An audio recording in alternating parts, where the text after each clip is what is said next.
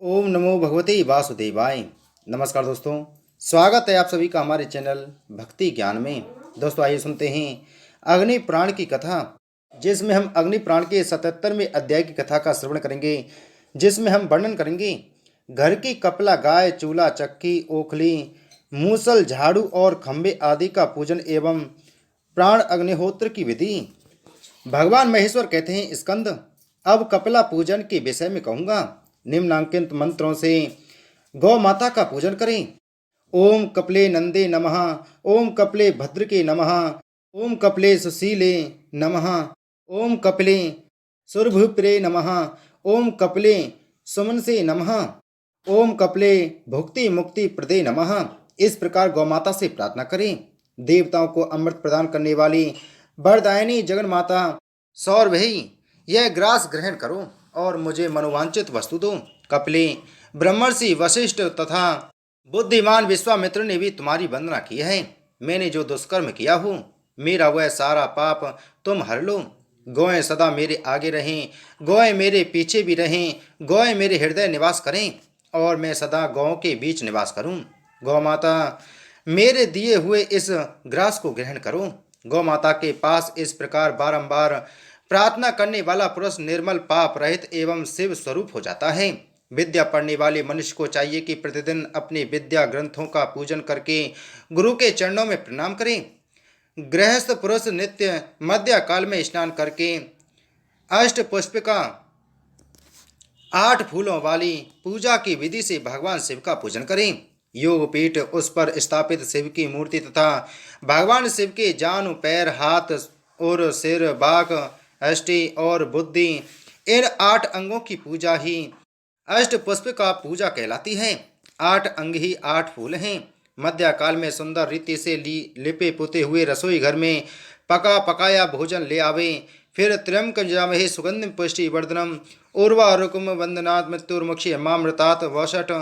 इस प्रकार अंत में वौषट पद से युक्त मृत्युंजय मंत्र का 7 बार जप करके कुश युक्त शंख में रखे हुए जल की बूंदों से उस अन्न को सींचें।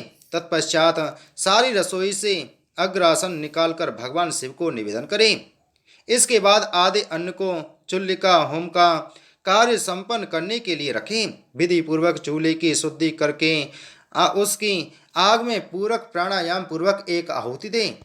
फिर नाभिगत अग्नि जठरानल के उद्देश्य से एक आहुति देकर रेचक प्राणायाम पूर्वक भीतर से निकलती हुई वायु के साथ अग्नि बीज रम को लेकर क्रमश का आदि अक्षरों के उच्चारण स्थान कंठ आदि के मार्ग से बाहर करके तुम शिव स्वरूप अग्नि हो, ऐसा चिंतन करते हुए उसे चूल्हे की आग में भावना द्वारा समाविष्ट कर दें। इसके बाद चूल्हे की पूर्व आदि दिशाओं में ओम हा अग्ने नमः, ओम हा सोमाय नमः, ओम हाम सूर्याय नमः, ओम हाम बृहस्पते नमः, ओम हाम प्रजापते नमः, ओम हम सर्वेभ्यो देवेभ्यो नमः, ओम हम सर्वविषयेभ्यो नमः, ओम हम अग्ने श्रेष्ठ कृते नमः। इन 8 मंत्रों द्वारा अग्नि आदि 8 देवताओं की पूजा करें। फिर इन मंत्रों के अंत में स्वाहा पद जोड़कर एक एक आहुति दें और अपराधों के लिए क्षमा मांगकर उन सब का विसर्जन कर दें। चूल्हे के दाहिने बगल में धर्माय नमः इस मंत्र से धर्म की तथा बाएं बगल में अधर्माय नमः इस मंत्र से अधर्म की पूजा करें। फिर कांजी आदि रखने के जो पात्र हों उसमें तथा जल के आश्रयभूत घट आदि में रस परिवर्तमानाय वरुणाय नमः इस मंत्र से वरुण की पूजा करें। रसोई घर के द्वार पर विघ्नराजाय नमः से विघ्नराज की तथा शुभगाय नमः से चक्की में शुभगा की पूजा करें।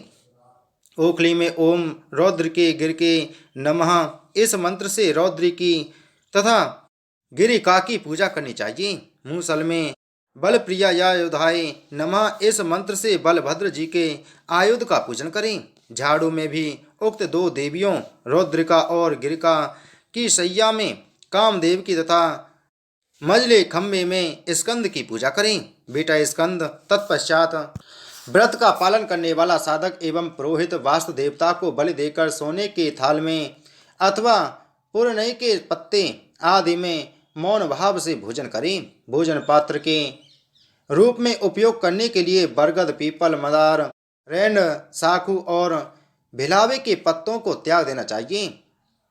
इन्हें काम में नहीं लाना चाहिए। पहले आचमन करके प्राण युक्त प्राण आदि शब्दों के अंत में स्वाहा बोलकर अन्न की 5 आहुतियां देकर जठरानल को उद्दीप्त करने के पश्चात भोजन करना चाहिए।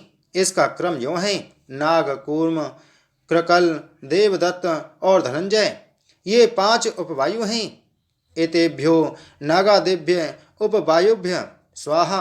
इस मंत्र से आचमन करके भात आदि भोजन निवेदन करके अंत में फिर आचमन करें और कहें ओम अमृतोपस्थ रणमसी स्वाहा। इसके बाद 5 प्राणों को एक एक ग्रास की आहुतियां अपने मुख में दें।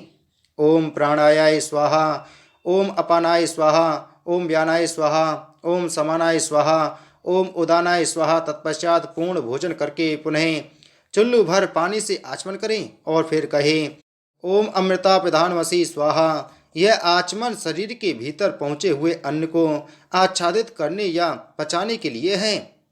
इति श्री अग्नि पुराण 77वां अध्याय संपूर्ण। बोलो अग्नि पुराण की जय। बोलो विष्णु भगवान की जय।